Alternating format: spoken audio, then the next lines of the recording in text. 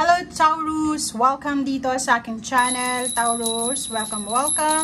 Alamin natin kung anong messages, vibration, gabay energy para sa inyong lahat.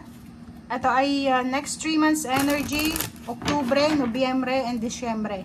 Last 3 months ito ng 2024 para sa lahat ng earth signs Taurus. Okay, kung may masabi akong ibang zodiac signs, ibig sabihin nun, sila yung mga zodiac signs na pwedeng connected ka for this 3 months. Okay.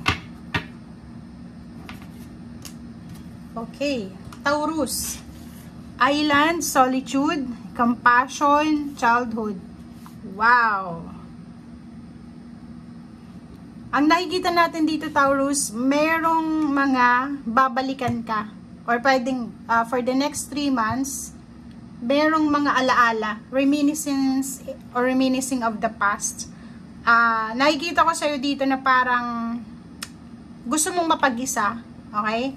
May iba sa inyong gusto nyong mapag-isa, may iba sa inyo dyan na iisipin mo yung mga past relationships mo, especially past na girlfriend, boyfriends, parang ganon. Nakikita rin natin dito na yung childhood memories mo parang babalik, parang marami kang iti-treasure siguro kasi maiisip mo na yung nangyari sa'yo sa nakaraan is sobra palang dapat kang maging grateful. Lalo dun sa mga yung mga Taurus na nasa below 30 years old, parang ma-appreciate mo yung mga nangyari sa'yo sa past mo, sa nakaraan. Kasi ngayon parang nahihirapan ka ng may obligation ka na, may kailangan magtrabaho, ganito. Okay, so, nung mga time na bata ka pa, syempre, nasa poder ka pa ng magulang mo, parang wala ka pang, issue doon, 'di ba? Masaya ka pa. Pero ngayon, parang, mas na-appreciate mo yung time mo dati, okay? Relationship, nakikita natin dito na may mga relationship din na pwedeng magkabalikan, mga past, friends, relatives na pwede kayong magkita, magkausap, and then mag-usap, hi, hello, or pag-usapan kung anong nangyari sa nakaraan, ibalik yung dating nakaraan, parang ganito. Kung makikita mo dito, Taurus, parang ikaw yan, 'di ba? Solitude. Yung iba sa inyo, walang dito parang wala, hindi naman ito parang normal to sa inyo 'di ba? Yung earth signs, especially Taurus, Virgo, and Capricorn, ganun na nag-i-explore sila alone, mas masaya sila sa comfort zone nila, mas masaya sila na mag-isa lang sila, parang ganun. So nakikita ko sa'yo dito na magbo-blossom ka kahit mag-isa ka lang. Parang nakikita ko sa'yo dito na hindi ka natatakot na mag-isa, or magpa-prosper ka kahit saan mang lugar, nasaan ka man ngayon, or kung ano man tong susubukan mo, or ano man tong ginagawa mo sa ngayon. Kahit walang tumulong sa'yo, walang sino man na magbigay sa'yo ng assistance, nakikita ko sa'yo dito na magpa-prosper ka. Okay?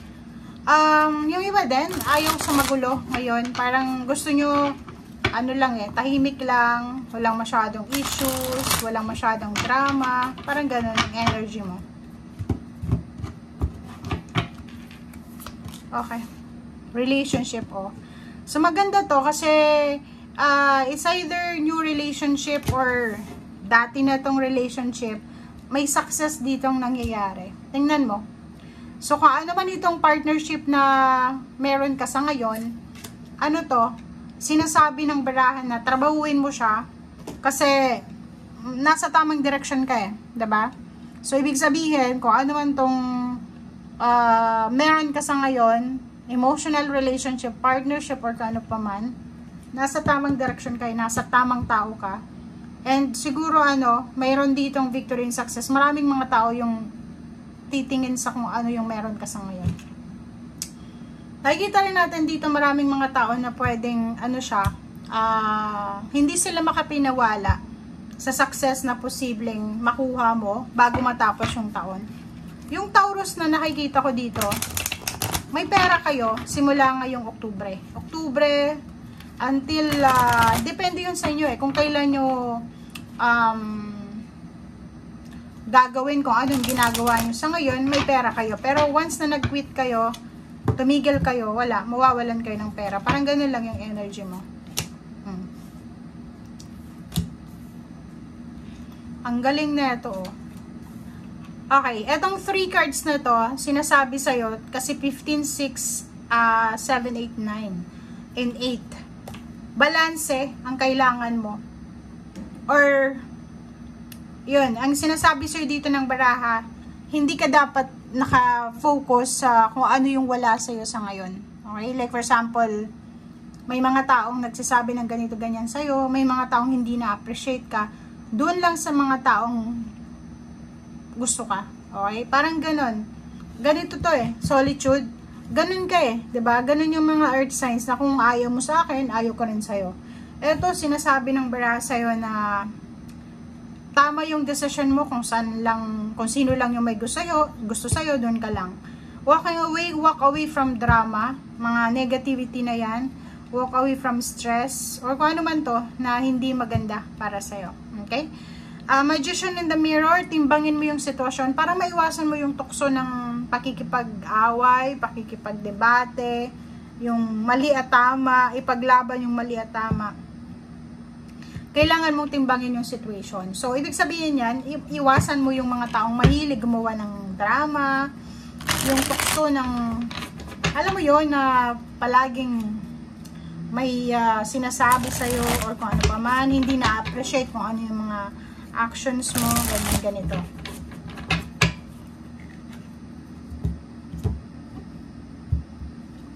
Okay, ganun din, walking away.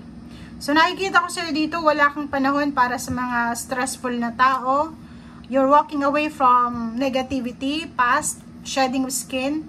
And 7, Page of Pentacles. Sinasabi din sa'yo, Taurus, na hindi ka parang wala kang oras para sa mga emotional problems, stress, or kano pa man. Kasi, ang focus mo ngayon is money.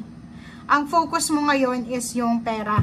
Sinasabi sir dito na, okay, bahala kayo kung anong sasabihin nyo sa akin, ganito, ganyan. Basta ako, ang gagawin ko sa ngayon, magtatrabaho ako ng kung naayon sa kung anong trabaho ko, magiging mabuting tao ako. Kasi yun lang yung kaya ng energy ko sa ngayon. Parang ganun. So, etong Page of Pentacles, sinasabi sa'yo na nasa tamang direction ka. Kung ayaw mo ng stress, ayaw mo mapagod, ayaw mo ng negative, yun, walk away. Para, 'di ba? Para walang sayang na oras. Kasi may parating sa'yo eh.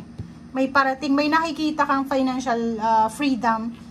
Kung halimbawa na nakafocus ka lang sa mga stressful na pangyayari sa ngayon, lalo na sa mga taong nagbibigay stress, paano pa yung darating na blessings? Baka hindi mo na yun makita. Okay? So, expect the unexpected. Ang ganda dito ng 3 months mo kasi tatapusin mo yung 3 months mo na may hawak kang pera. Tatapusin mo yung 3 months mo na maganda yung takbo ng financial mo. Okay? Tatapusin mo yung 3 months mo na maayos yung relationship mo.